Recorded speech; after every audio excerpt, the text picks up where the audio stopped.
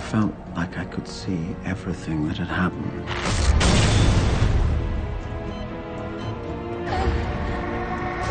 And everything that was going to happen.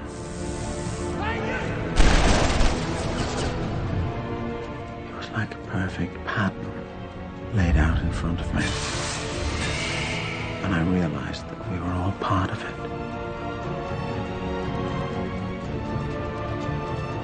And all trapped by it.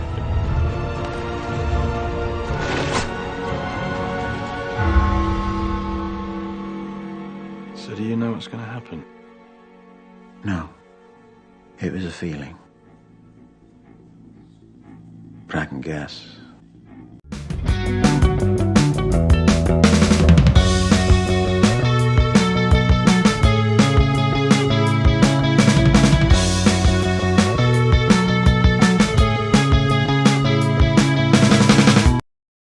The Decline of the West, Volume 1, Form and Actuality by Oswald Spengler. So you may have heard of this book.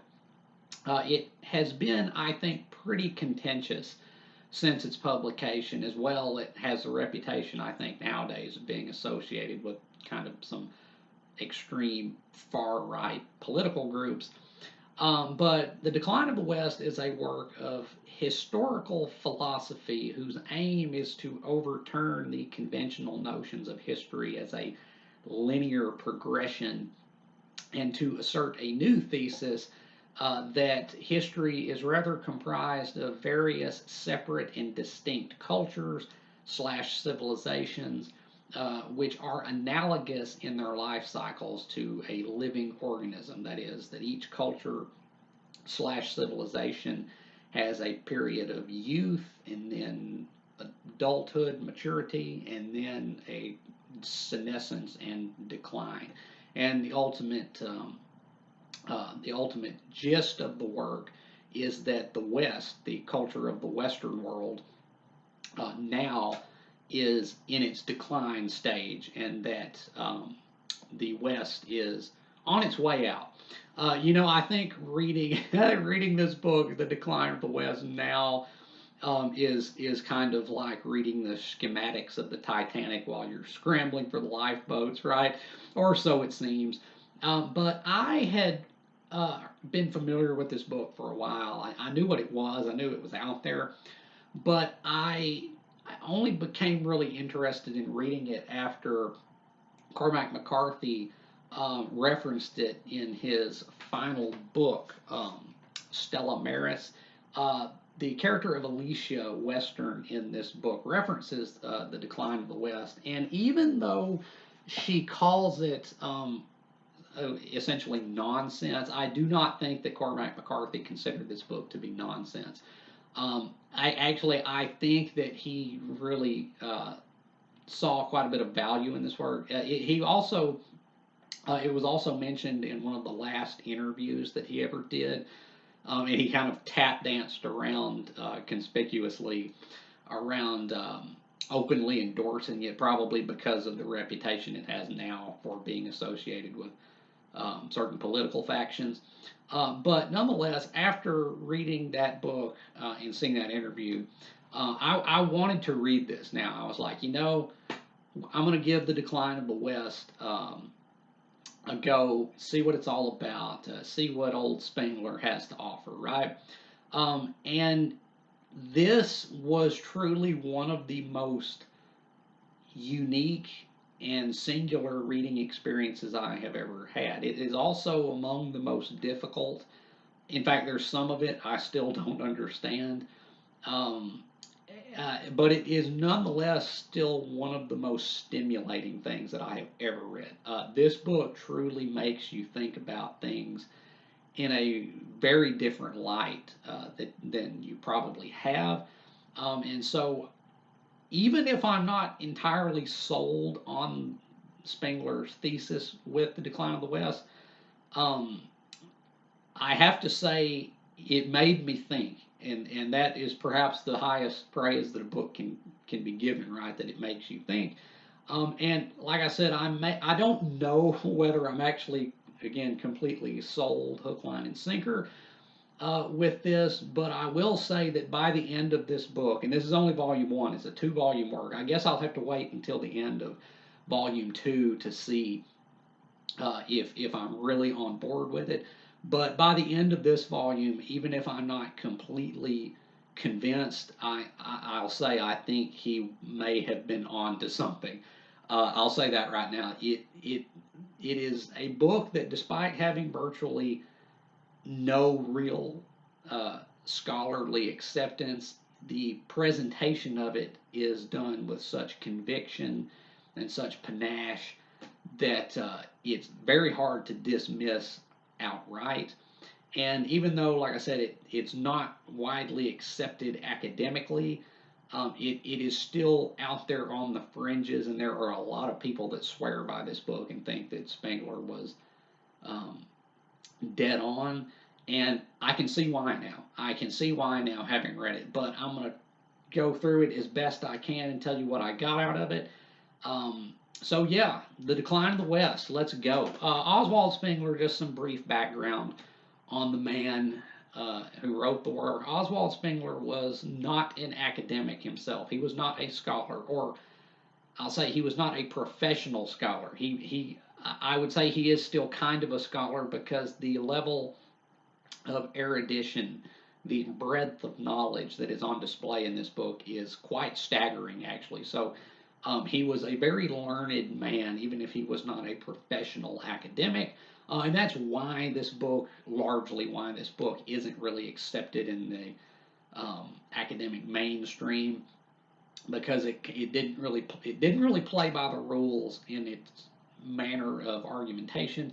But Spengler was a school teacher, I think, and he initially set out to write this book about the lead up to World War One. This book, I think, was published right on the heels of World War One. I think the first volume here came out in like 1918, like literally just right after World War One. But while may have been his initial aim, he ended up writing something much more broad and much more far-reaching and comprehensive, because, as he says, um, nothing is really in isolation with history, and so he had to kind of approach all of Western civilization in its totality in order to approach the World War, right? And that kind of just got pushed to the side, because in so doing that, he came to realize, or purportedly realize, if he is to be believed, that the Western world, bears a lot of similarities, a lot of parallels with previous cultures and civilizations which have risen and fallen in the past, and that there is a pattern there to be read, and that the West will not be exempt from what happened to all those other civilizations before it, and that um, we can kind of determine, or Spengler would have us believe that we can determine that the West is on its way out as of now. Um, Spengler was basically a nobody, but after these books, the 2 volumes were published, he became a minor celebrity in Germany, of which he is a native, because the books kind of provided Germans, post World War One Germans, a lens through which to view their own defeat and subsequent economic devastation. Is just, it's kind of like the sky is falling, right? It's not just that we got our asses handed to us; it's that the world is ending, right? In essence, it's that it was out of our hands, out of our control. It's just destiny, right? And he makes a big deal of destiny in this book. But anyway, after World War II cleared up and the post-war boom in the Western world, and things were kind of going back up, the books fell out of critical favor because optimism was back in vogue, right? I mean, America at least was doing great. We were on the upswing. Everybody was rebuilding, and things seemed to be brighter, right? So the books kind of languished after that, because people thought that they had been disproven, that they were not relevant anymore, but they still stuck around. Like I said, on the fringes out there, the 2 volumes of The Decline of the West hung around. And nowadays, now that optimism is not really um, is pronounced as it was, and things seem to be getting worse and worse. People are starting, I think, to give Spengler a little bit more credence, that maybe these books were more correct than we had thought they were. Even though, again, most scholars dismiss them and still dismiss them, and that's because of the manner of their argumentation. So, in the early 20th century, the prevailing school of philosophical thought was the analytic school of thought, in contrast to like the continental school of philosophy. And analytic philosophy is much more about like logical inference and being able to prove clearly and conclusively every step of whatever argument you're making, and being able to say that your propositions are demonstrably true, and that it's very opposed to kind of like the more continental school like Hegel and Heidegger, where it's just obscure kind of borderline gibberish that can be made to you can kind of move the goalpost, so to speak, and it's very hard to kind of pin down what's being said at times. And so Spengler knew that, and he knew that this book was not going to conform to that mode of philosophy. He is upfront about the fact that this work, The Decline of the West, does not contain much what you'd call scientific rigor. Rather, he is drawing upon something less scientific and more kind of borderline mystical, kind of. It still engages with a lot of like actual philosophy, but it kind of does its own thing. And I will be upfront right now. I did not understand portions of this. There in the middle sections of this, I will say it does read like a bunch of abstruse blathering. Um, and honestly, I didn't get some of the stuff he was saying, but overall, I think I understand what he's saying, and so I'll try to discourse on it as best I can. So, um, the thesis of The Decline of the West is that uh, each culture slash civilization, and there is a divide there, which I'll try to explain, is like a living organism. It's like an individual person, right, in its stages of development. Spengler divides the concepts of culture and civilization into two. Culture, according to Spengler, is what a society is in its youth. It's nothing is really codified, nothing is set in stone. It's creative, it's imaginative. Um, New things are being thought up and new things are being tried.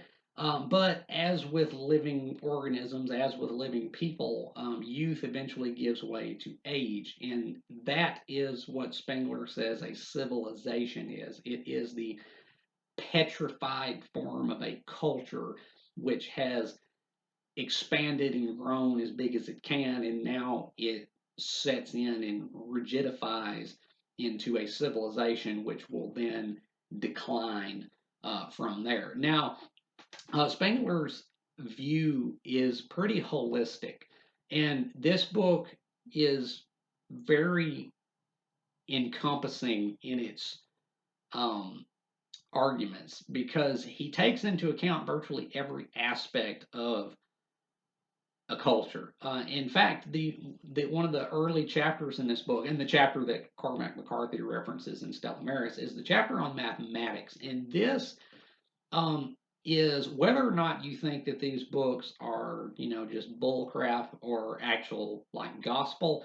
Regardless of what you think of them, I have to say the chapter on mathematics is one of the most novel and unique and thought provoking things that I have ever read. And it really does make you think outside the box that you typically probably been thinking within. So Spengler says that he asserts in the book that every culture is founded upon a kind of unspoken um, metaphysical idea, um, which manifests itself in every facet of the culture, even with people in the culture don't recognize it.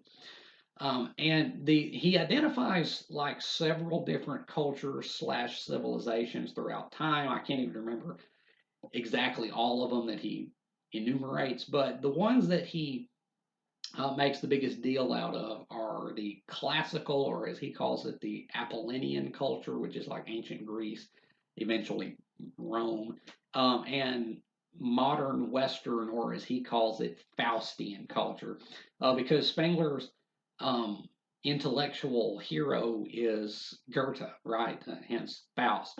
Goethe, while not strictly speaking a philosopher, um, in the same manner as like Kant or Schopenhauer. He did kind of dabble, and he did have some interesting theories about things. And Spengler really latches on to those theories and holds Goethe aloft as kind of the lantern by which he is lighting his way through his overview of history, with also a dash of Nietzsche in there as well.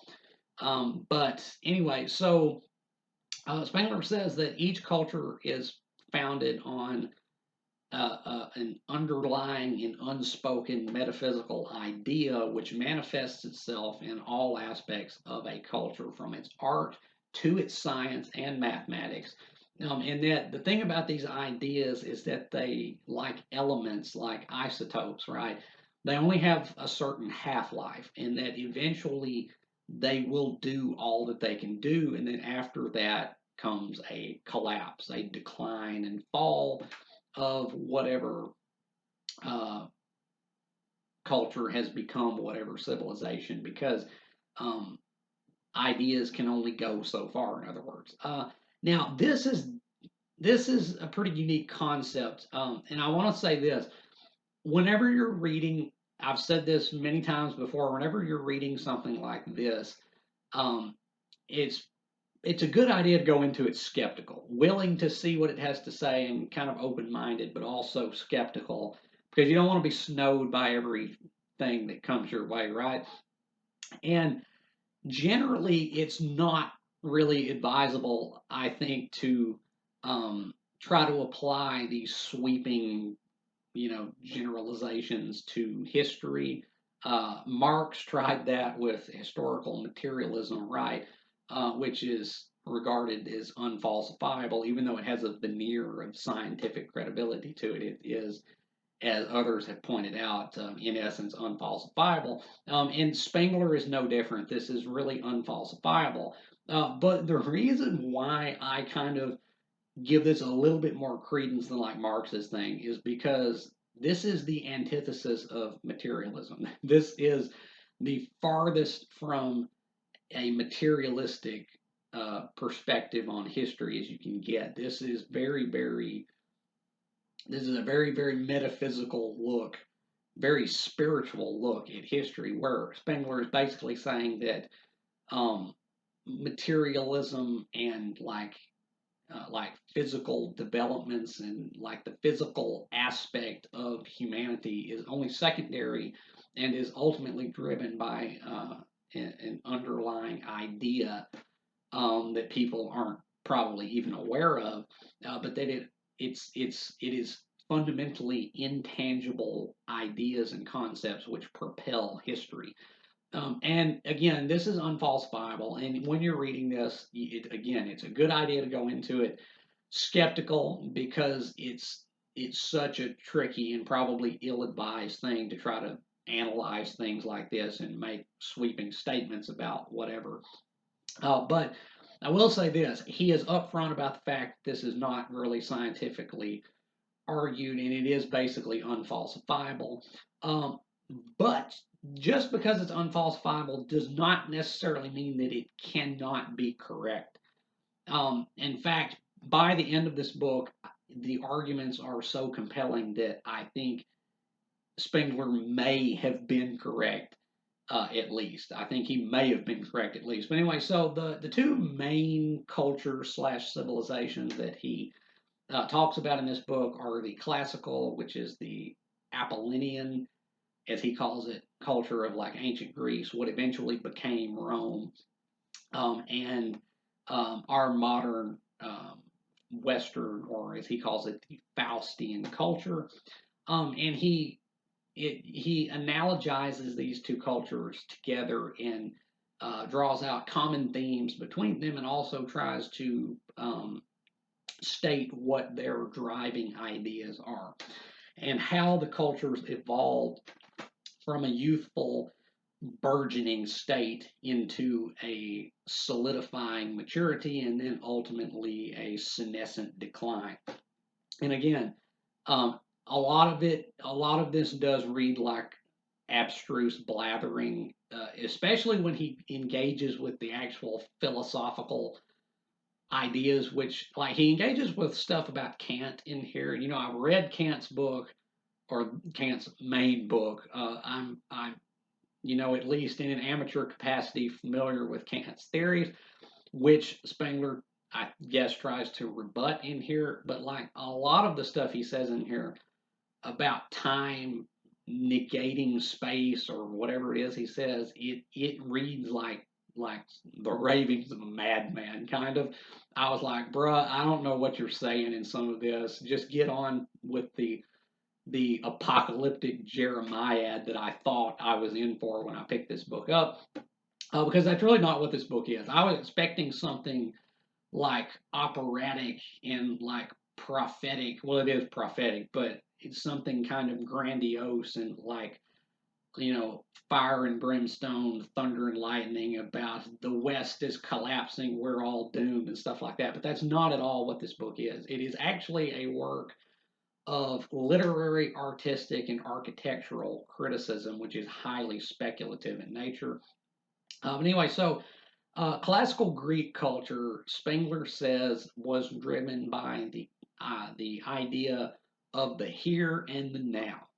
That the ancient Greeks, their driving motive force was their conception of the present, in both temporally and spatially, and that this is demonstrable in all facets of their culture. And again, he starts out with mathematics. And this is, as I said, one of the most fascinating things I think I've ever read. Even if it's not correct, it still makes you think.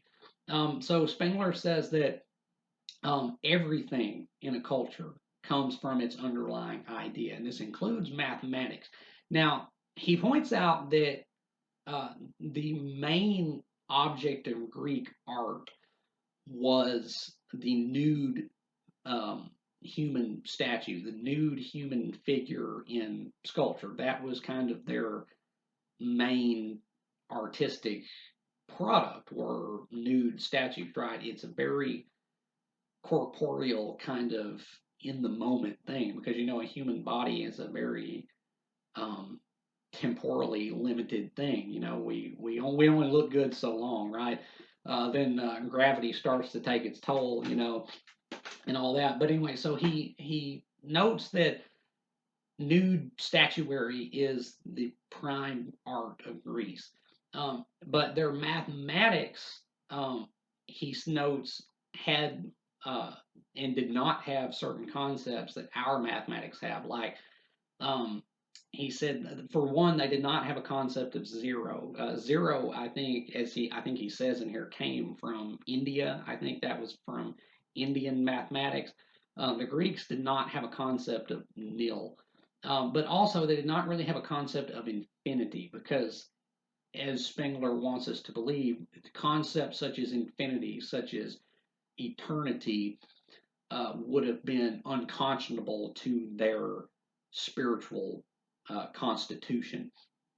So their mathematics did not really deal with irrational numbers or anything like that, except maybe pi, I guess, because pi is infinite, even though you don't have to, for the purposes of calculation, you don't have to make it be infinite. 3.14 is about as far as most people, including me, can enumerate it.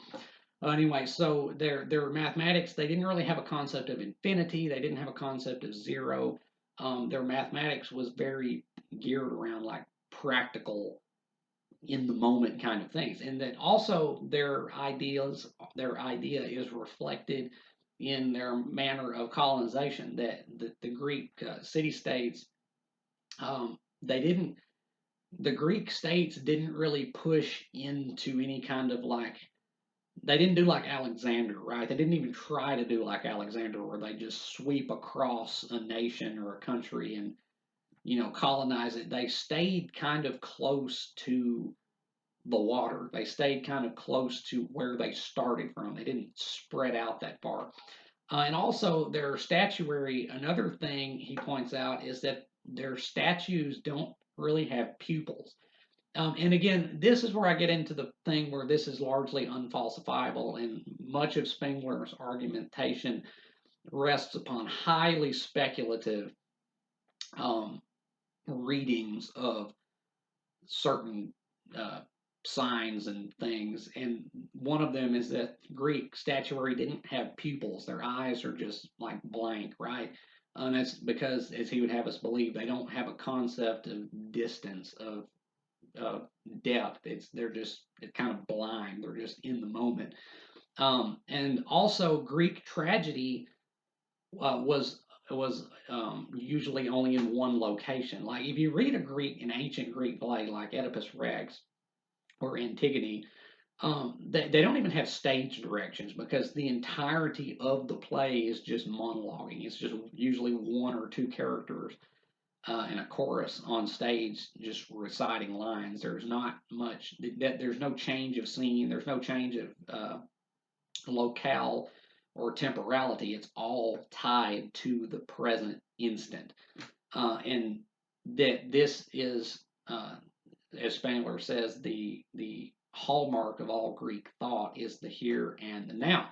And now uh, Spengler contrasts this with what he says is our Faustian Western culture's idea, which is the infinite, limitlessness, endless space, endless time, endless everything, endless numbers, endless everything. And he demonstrates this, or purportedly demonstrates this, by illustrating that the change that our art displays when contrasted with ancient Greek art. And he notes this in painting.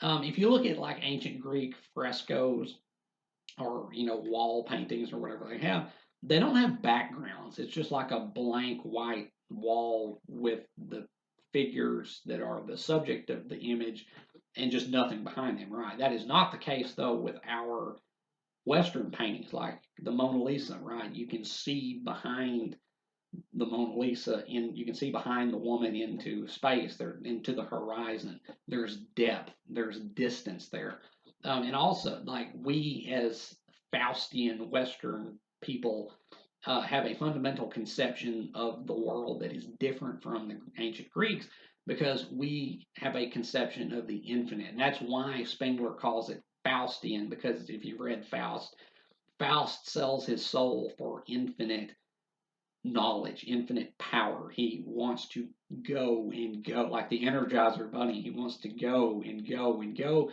And that's what Spengler says the underlying drive of our culture is. It's the pursuit of the infinite.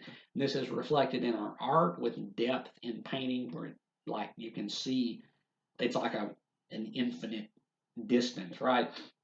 But also in our music, which Spengler says like Wagner is the true like culmination of Western music because it's so expansive, it's so majestic and sweeping, and it really makes you feel small and insignificant when you're listening to it, like you're listening to something that goes on forever or something. I'm not a real appreciator of classical music, so that part was kind of lost on me. But he also talks about our mathematics as Westerners and how we have like calculus, and how we have concepts of infinity, like and a concept of a never-ending sequence.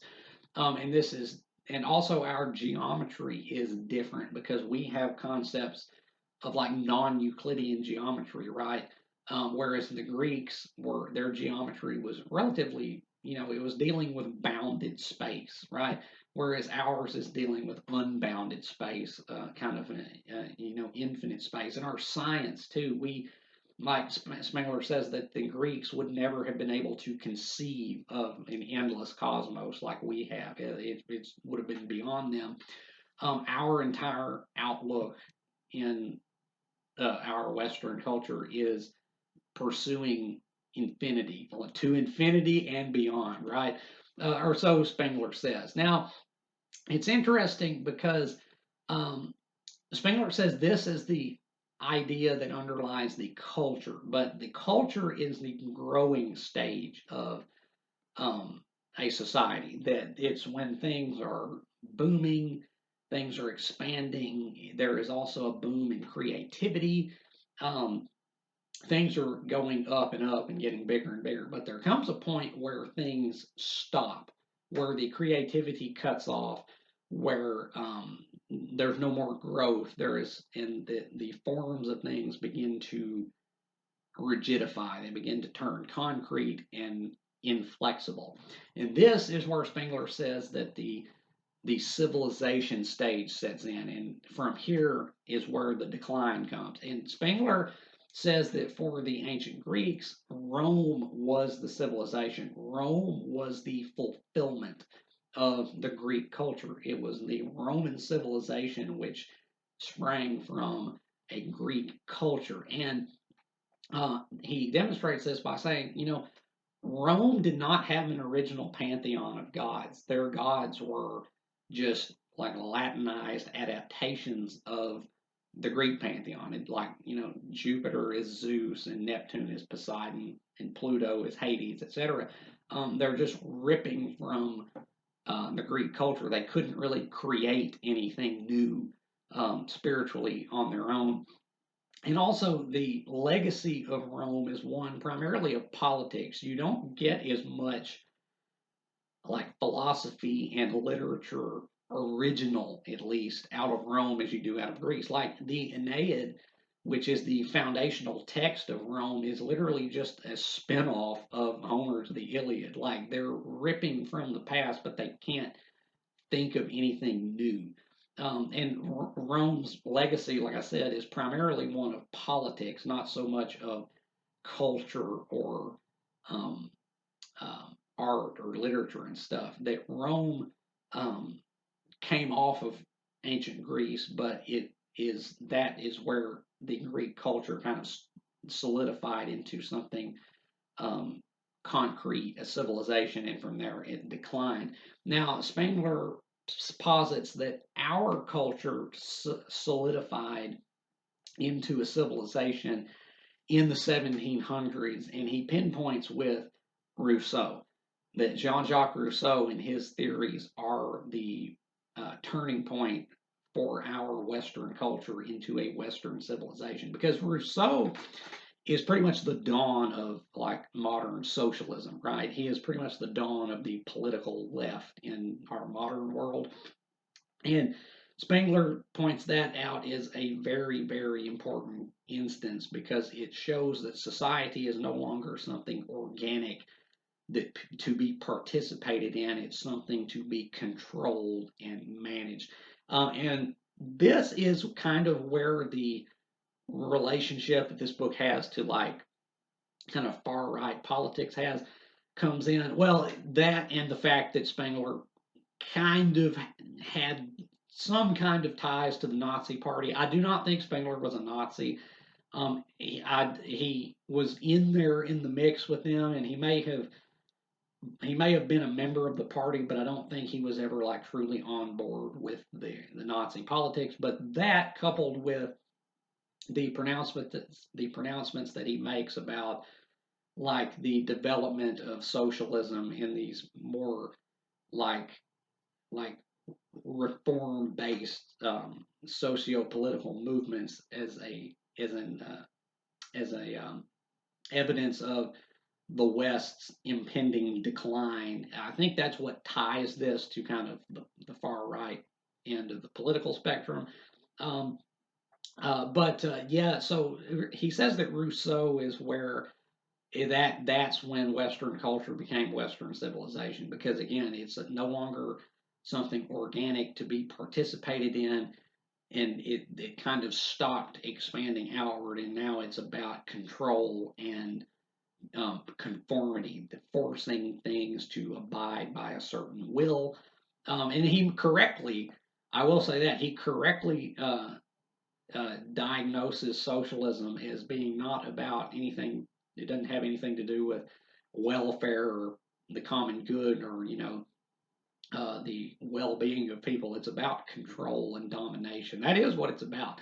And because he's, as Spengler says, there is no finer system for the will to power, taking that concept from Nietzsche, as socialism, because it is about forcing large groups of people, the populace, into one common mold. And yeah, so he says that now the West is on its way out, that we have reached civilization stage, and that in the coming years, and he alludes to like the year 2000, I think, in here that that's when it will truly start to drop off, that it will truly start to decline into presumably like some kind of dictatorship. Um, that seems that seems to hit a little too close to home, doesn't it?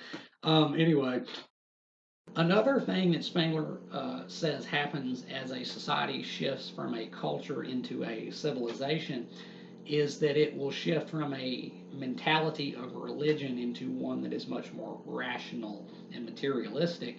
But that as that civilization then declines, it will shift back to a second religiousness.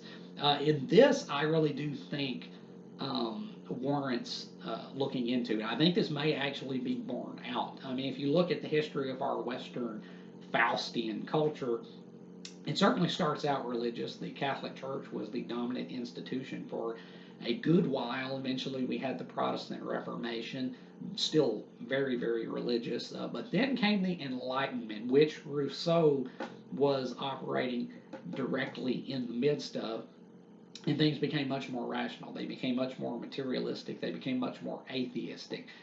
But now that we are, as Spengler would assert, fully ensconced in the civilization stage and should be going into the decline phase of things, we should see um, a renaissance of faith and spirituality as people grow disillusioned with science just as they did with religion initially. So that's also a very interesting perspective that this book has to offer. And again, one that I think is certainly worth looking into and may very well be borne out that as a culture turns into a civilization and as the civilization then declines, it will go from very religious to more atheistic and then back to religion once again.